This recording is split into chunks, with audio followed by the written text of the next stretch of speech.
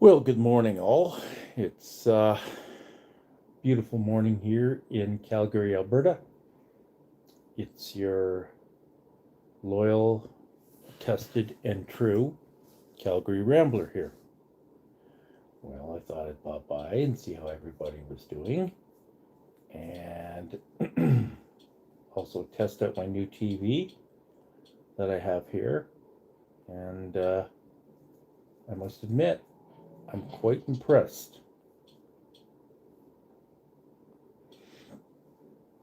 It's a Toshiba 48-inch smart TV, and right now I'm just scrolling through what's out there. I'm just gonna take a look and see what we have right now.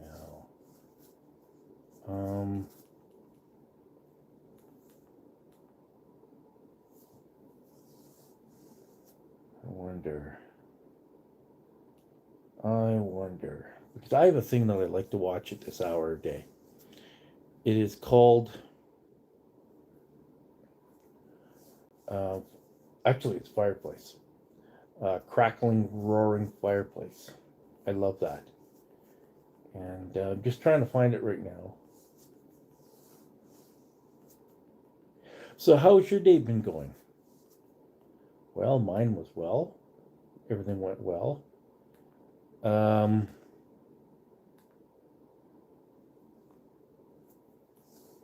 And didn't do a whole lot.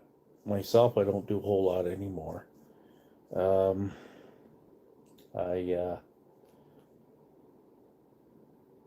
take it easy these days.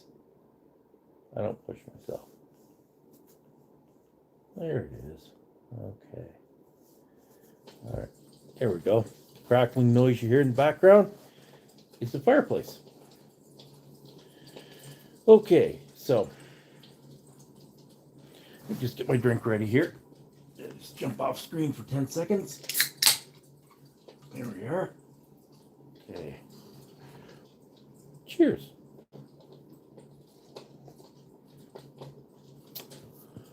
So,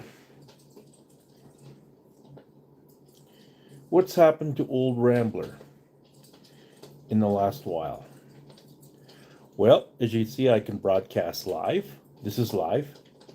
And I will be doing more live broadcasts as time goes on.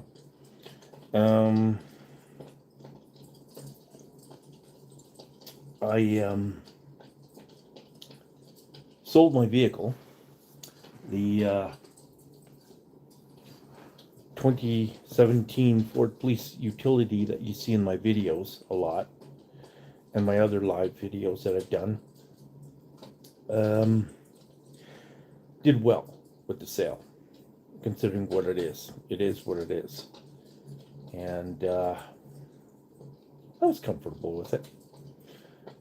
The need for a vehicle, though, is dropping astronomically in my life. And if I buy another vehicle, it is because I just want cash, extra cash on top of the purchase. Speaking of which, a couple of days ago, I bumped into an ad early in the morning for a 2014 Dodge Ram Sport edition. And the vehicle presented as nice. It's originally an American vehicle from the good old US of A. I believe from North or South Dakota. And was purchased up here by a government employee and put through their whatever they do to bring a vehicle into Canada. Allegedly. Now, why am I saying allegedly? Well, the ad presented itself okay. When I buy a vehicle from a private lender or even a dealer, I ask them for one thing, the VIN number, the VIN number, so I can do my own backgrounder, just to be sure. Well, lo and behold, with this car, I contacted the seller and asked them to send me the VIN, and I got an excuse in return. So I kind of pulled away. I thought, nope, this isn't gonna fly with me. The vehicle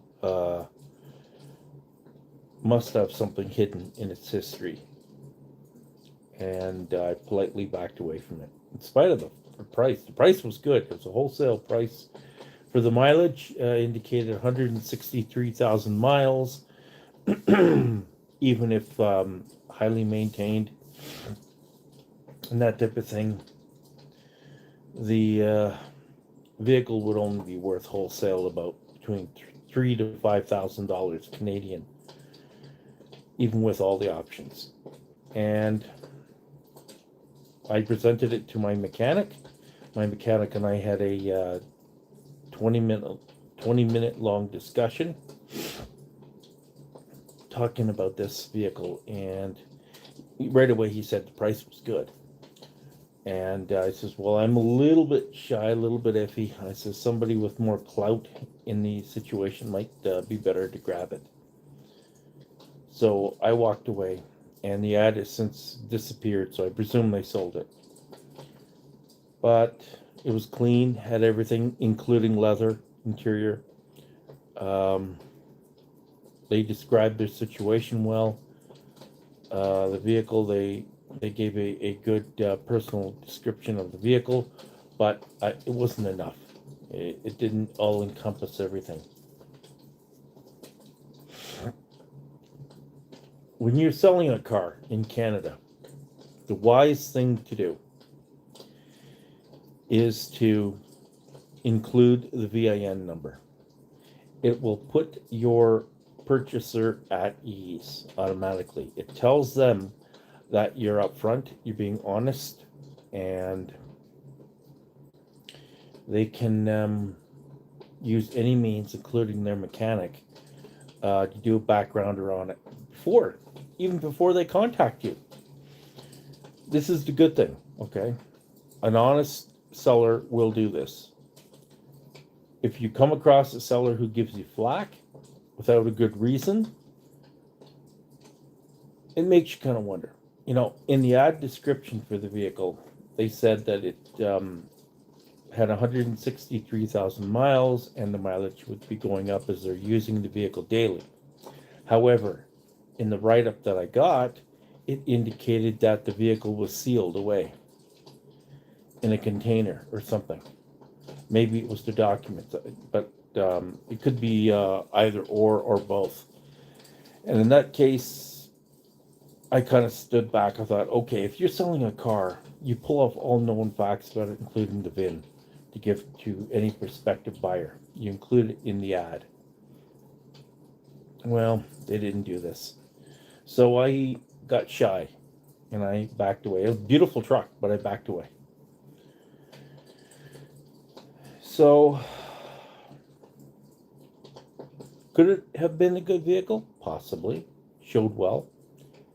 Another red flag for me was when I looked at the pictures. I started studying the pictures very closely.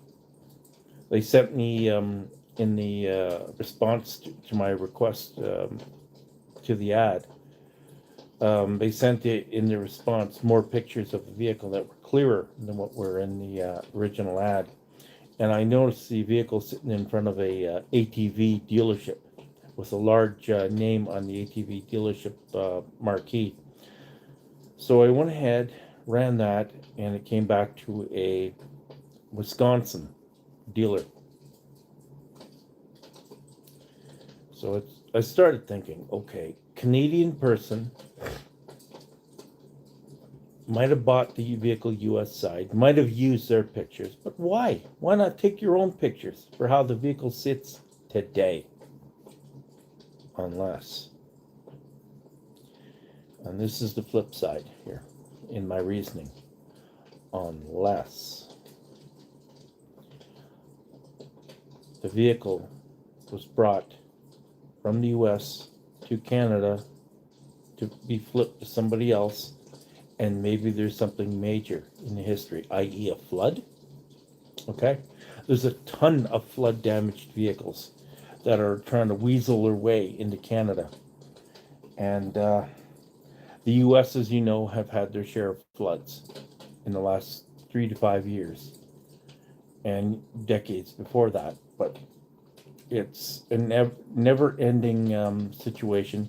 And now with the United States about to plummet into a full-on deep recession, and their dollar may plummet as well, that's going to present a problem. We've got to watch the vehicles that are on import-export coming up from there, because tens of thousands of cars have been destroyed due to weather conditioning in the United States. Unfortunate, yes. Can a car that was damaged, flood damaged, be revived? In some cases, yes. I wouldn't recommend it, from what I've learned. Having just recently watched a video from an American mechanic. And this mechanic works on a lot of Ford truck products. And in this particular video, where he's located in Georgia, they had a heavy rainstorm. And I guess it flooded the yard, the lower part of his yard, where he had some vehicles sitting. And anyways, they brought him in, drained him out, cleaned him out, and they lifted up the carpets to see how bad the damage was on the wiring. And the wiring was already going green loom, which is dangerous. You can get a fire from that. So, memorandum number 2. This particular pickup truck, going back to it now, how well did it present? Well, the pictures were pretty good. They didn't show me any pictures of the undercarriage, except when they took a kind of a lower picture of the 2 exhaust tips. Those of you who know the Dodge 1500 Ram Sport will know that the chrome tips protrude straight out through the lower half of the rear bumper. Kind of a custom thing.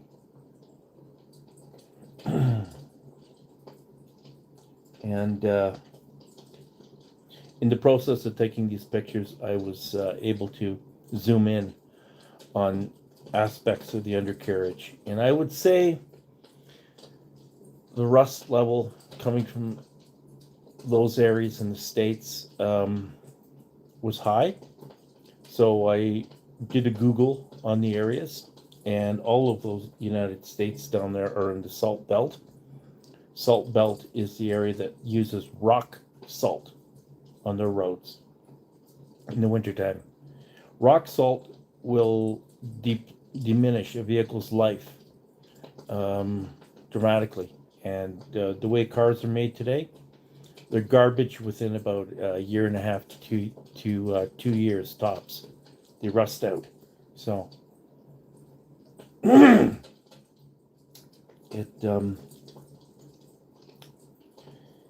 it is a problem, because that means that the purchaser is always replacing their vehicles every year.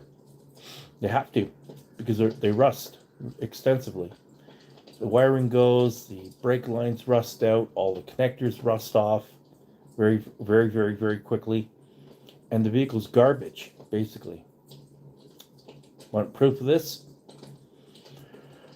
Go on to Google or YouTube, enter in the search bar vehicle rust condition, and follow down, look at the videos and see how many of them are posted from people in the Salt Belt, and you'll see what I mean. Another aspect for those of you who go to the auctions, go underneath some of those vehicles that are from the Salt Belt and just have a good look. Once you verify the mileage, if it's a higher mileage, over 100K or so, go underneath. Take a good look. The vehicle, no surprises there. Former government vehicles are garbage. I wouldn't buy an ex-police utility from the Salt Belt. Never, never, not a chance. I've learned the hard way.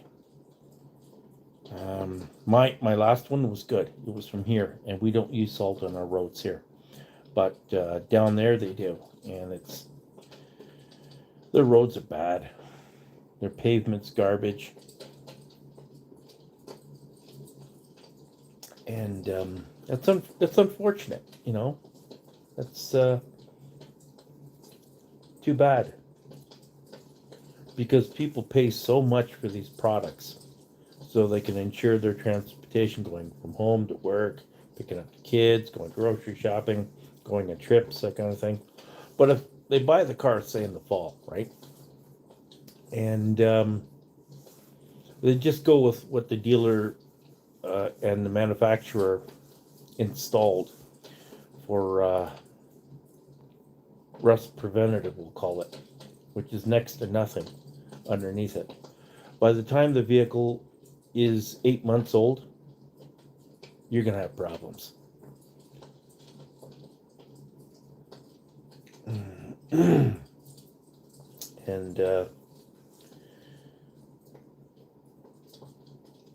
it's not very pleasant at all. In fact, it's pretty darn not pleasant. So that's what people have to do, and that's why one of the major costs is to replace and replace and replace. It's an unfortunate thing for them, but then again, you have the ones that are next to the ocean and you get salt spray. So those vehicles start suffering. They start going downhill. And is what it is. So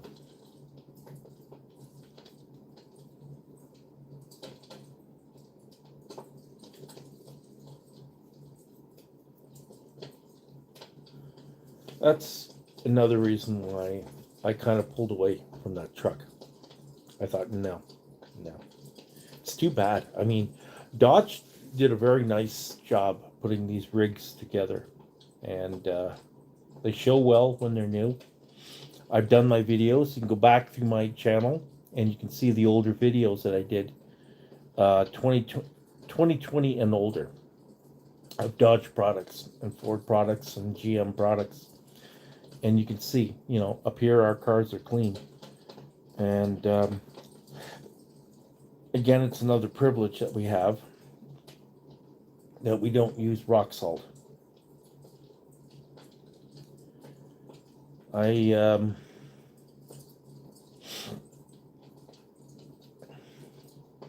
remember, tell you a little story here. I remember back when I was living in Ontario. I left Ontario in 2007 and moved out here. So, 16 years ago, 17 years ago. But I'll tell you, boy, oh boy, I'll tell you, to be able to get a car that didn't have rust problems, even a collector's car. I had different cars over the years down there.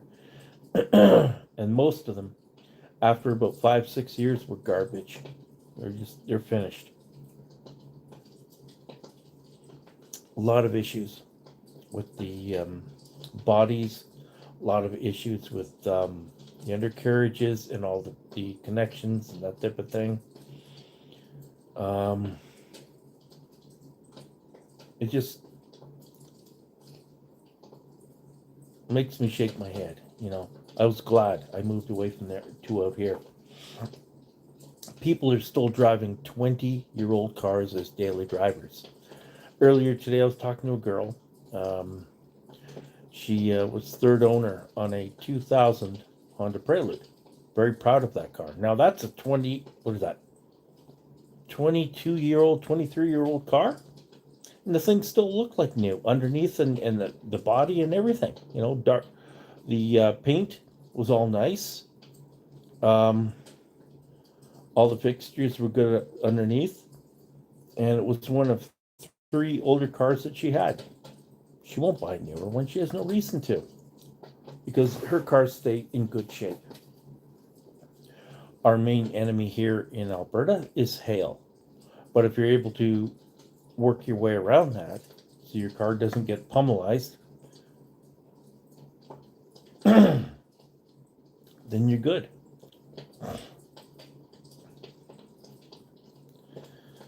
So it's a good thing. So when I sold the SUV, I decided to pay off all my bills. I looked at the amount that I had, sat down over a cup of coffee, picked up the phone. Yeah, this little thing that you're watching me on. And went down through my creditors and paid them all off. I'm not going to leave my balances to my kids. No. So I did that. And I'm proud of myself for having done that. Everything's paid off. And then I thought, okay, I've got no car. I'm carless. How am I going to go around? Calgary is having a problem right now with the youth of our city and the drug problem. And we have a citywide light rail transit system, the LRT, or C-Train, as we call it, here in Calgary. And violence is increasing on the C-Train. In fact, it's getting every week. There's stabbings. There are people that are dying from being stabbed on the train. There's shootings, and I thought, I don't want to be a part of that.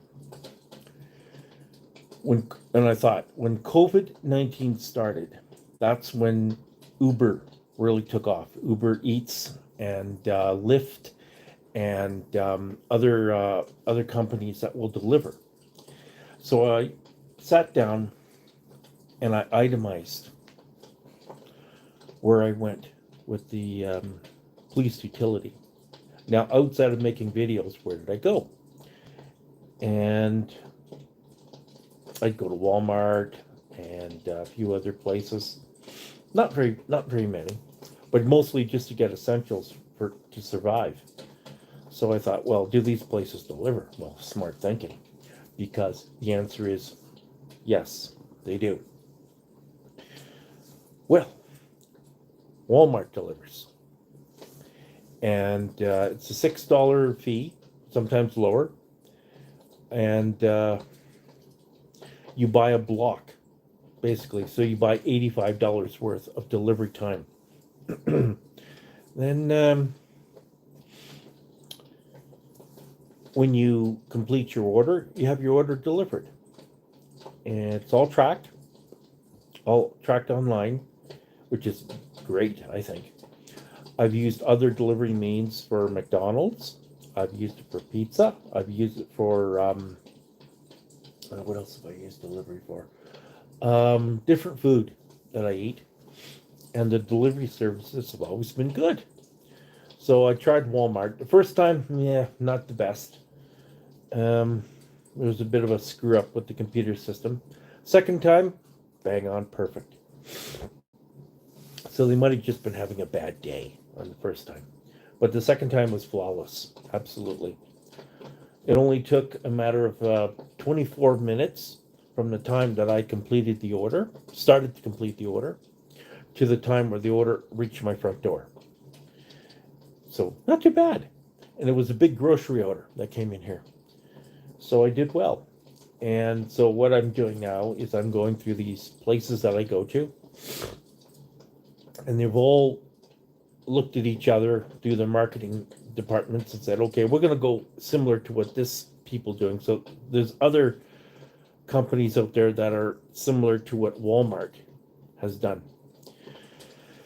and offer delivery. Again, thanks to the COVID situation, right? COVID-19, if we didn't have that, we might not have this convenience. So it eliminated the danger, if you will, of me taking the train, because I won't be now.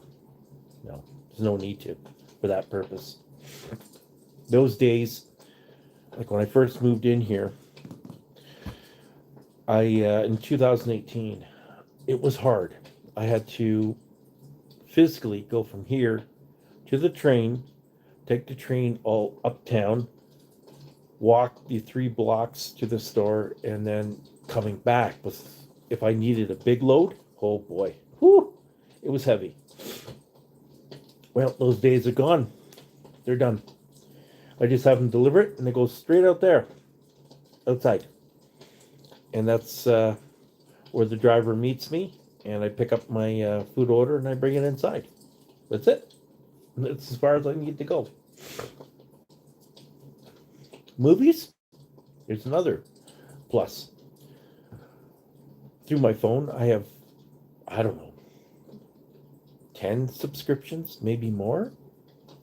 Paramount, CTV, CBC, CBC Gem, just tons and tons, okay, of subscriptions. So through Paramount and others, I've managed to get a good feed of movies and TV series. I just finished watching Yellowstone from beginning to end, all done. It took me the better part of a week, but it's all watched. I'm all caught up. Great series, filmed down in Montana. Kudos to the crew and the actors in that. Sadly, though, a lot of legends that assisted in the making of the TV series have passed on in the last little while, including last summer.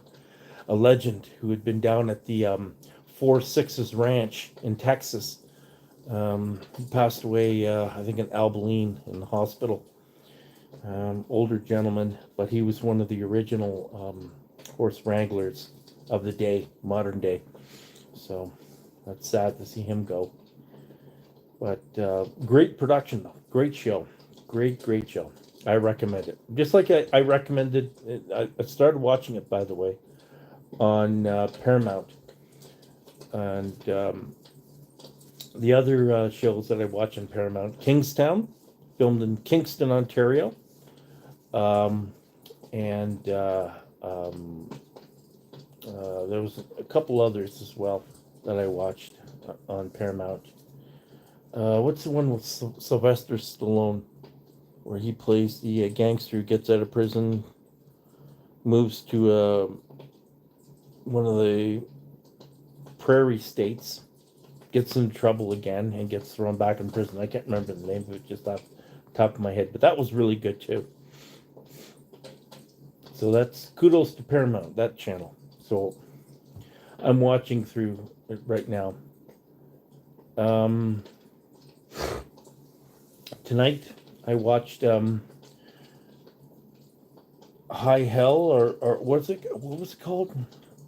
Hell or High Water. And another American filmed movie, filmed in, I was surprised to see 2016, but it was really good. Really good.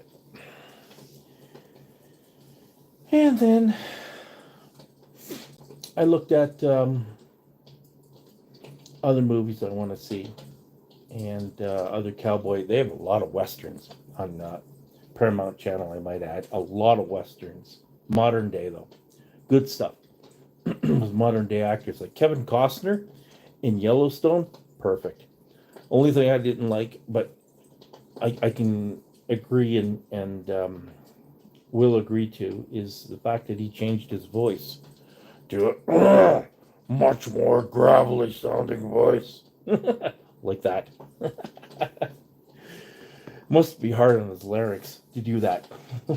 Jeez. Because his voice is like mine. in a lot of ways, but you have to modify it, to go really gravelly. So, but great acting, beautiful scenery. Backseaters, just gorgeous scenery in Montana. Everywhere you look, just beauty everywhere. With modern day filming methods and technologies, it makes it so much better. I recommend it tenfold.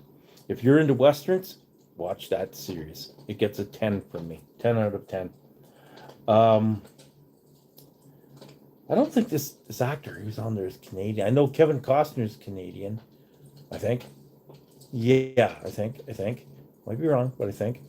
Other actors that were on there. There was couple of actors from Kingstown. One of them was one of the originals from Flashpoint. I shouldn't forget his name now. I mean, geez. Heck, he lived in Kingston too. He had a band that he ran. He was the head singer in back in the 80s. I can see his face, but I can't think of his name. Anyways, he was one of the lead actors on Flashpoint. Very popular TV procedural filmed in Toronto in the early millennium. And then he took some time off. And then he came back into acting again and did Kingstown through its entirety 2-year run. And Kingstown may continue on. Right now we're going through that stupid writers and actors strike, and it's really messed things up. There's a number of TV series that may not make it, like Magnum PI, I talked about earlier in another live. Magnum may be finished, unfortunately. There's no way around it. I don't know how it works in the United States for top build primetime TV series, but Magnum is fallen by the way of the axe, and many others will as well, I'm told. Some others that leaked out, some updates were CSI, the new series, CSI Las Vegas. That show may, I'm choosing my words here carefully, it may be able to successfully continue on, but I don't know. We'll see what happens, I guess.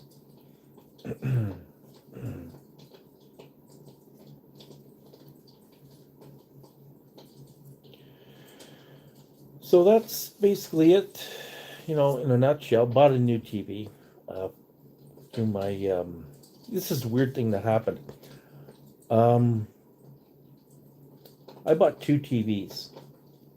The one that you hear the crackling fire with is a Toshiba UHD 43-inch smart TV, and I also bought a Samsung. Now, the differences here is that the quality, I'll talk about this for a bit, the quality between the 2 TVs, Samsung's in the bedroom, and I got this one here.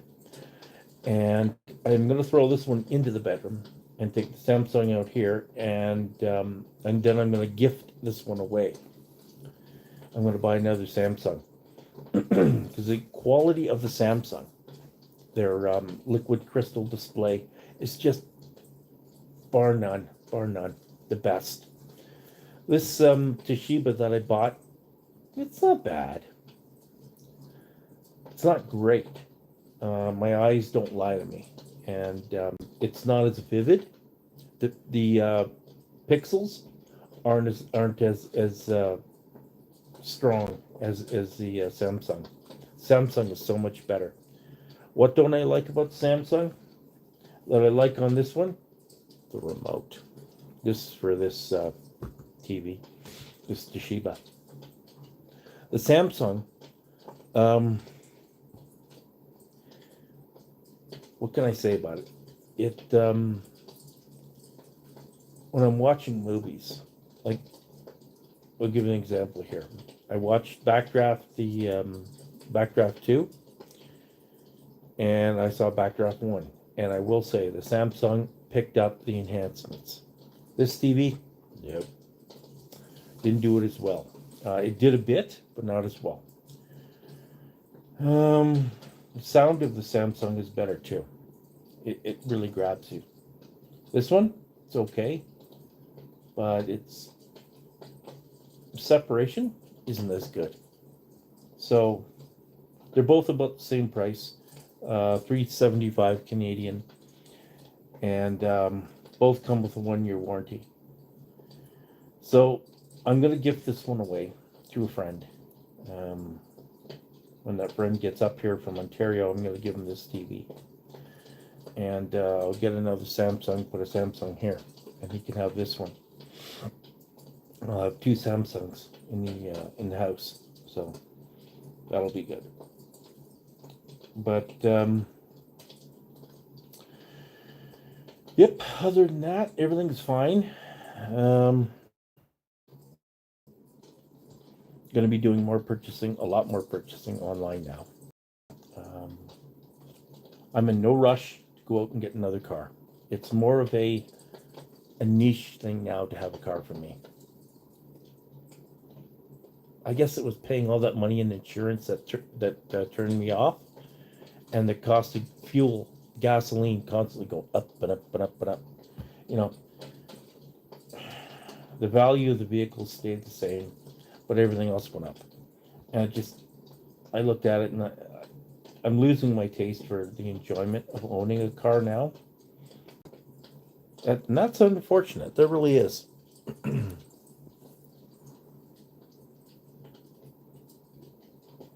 Sorry, when I did that Kevin Costner Yellowstone voice imitation, that kind of did something to my throat. Anyway, yeah. So the cost of owning a car has made it very non-pleasant. I don't enjoy it. I don't like it anymore. So we'll see what happens. I'm not really hoofing it, as a particular insurance agent asked me when I canceled my insurance for the squad. He says, so what are you going to do? Are you going to be hoofing it? I just thought, you asshole. I thought, you motherfucker. Who the hell are you to say that? Hopefully your company will pull out too. By the way, here in Alberta, insurance companies have been leaving by the tenfold. Dozens have left Alberta. They just packed up and left. Why? Because the government keeps increasing and increasing, and it's costing more and more to put a product or service out, and there's less room within reason for profitability. And these insurance companies know this. They've had a threshold cover, and within ethics of the situation, a lot of them said, nope, we can't do this. We're not going to charge $3,000, $4,000, and $5,000 a year for people to have insurance for a 10, 15-year-old car when your cars aren't rusting away. Your threshold of vehicle accidents in Alberta is very low. It makes no sense. So we're leaving. And they close up shop. They go back to Montreal. It's unfortunate, but that's the way it is. Number 2, in Calgary, it has a beautiful bicycle trail system here. Just gorgeous. Number 3, we have many, many updates to the public transit system that are some completed and some still in the works. Buses now have their own dedicated lane, and there's no stopping. They just go straight through. There's no stopping for gridlock traffic. So that's an improvement. What's on the downside? The safety factor is still bad on Calgary's Deerfoot. It's It was built in the 1950s, 1960s, and hasn't been updated since then. It's just been repaved over, right? You know, the amount of traffic that goes on there, it's far too much for that narrow roadway. And I know in the past you've heard me say our roads are wide open. In spots they are, but not going through the metropolis here. It's actually very dangerous, and I don't recommend it. I don't like it. I didn't have too many problems because I drove a police car, and the general public left me alone. They saw what it was, and they didn't bother me. So for 2.5 years, I was okay, you know. And before that, I had the big truck, and no one would mess with that. So my driving experience was all right. But there's no benefit behind it, ladies and gentlemen, backseaters. There's no benefit at all. I don't recommend it. So if you can find another way to get around, do it. And if you can find a way to avoid having to go out, like I did, do it. You know, from now on, if I want something like the next big load's going to come through, I'm getting new bedding and stuff like this. Might even order a whole new bed. I've been thinking about that tonight. Taking the one in the bedroom and throwing it in the garbage, and then starting fresh with a whole new bed. That'd be nice. So I'm looking at that because I haven't upgraded my sheets, pillows, that kind of thing in a while, and they're getting down there. So I'm going to bleach them again, rewash everything one more time, but at the same time I'm looking for all new sheets, pillows, blankets, and you get some good deals through Walmart and others, and they all deliver, so that's perfect. Everybody delivers. That helps out a lot. I don't have to take the public transit for that.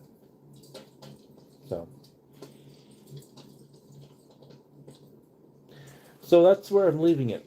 Will I get another car? Only to flip it and sell it. So when I contact you again and I tell you, okay, stand in there, maybe, and I tell you, okay, backseaters, I bought a vehicle. That vehicle will be up for sale as I'm telling you. Could have I gotten the Dodge Ram? Sure. If it's still available, would I? Maybe. It would be a very quick flip, though. Very quick.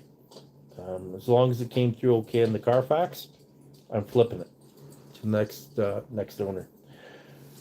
The Dodge Rams, doesn't matter where you're from. They have common problems to them. They have problems with the engine tick.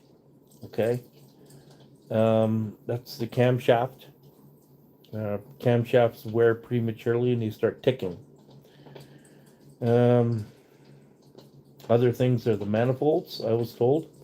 They have bad manifolds.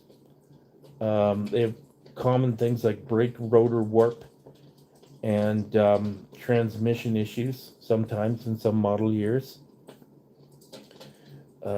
Exhaust problems all years are serious. Premature exhaust failure. Some electrical and other things. So I don't know. We'll see. We'll see how it plays out. I'm game for anything.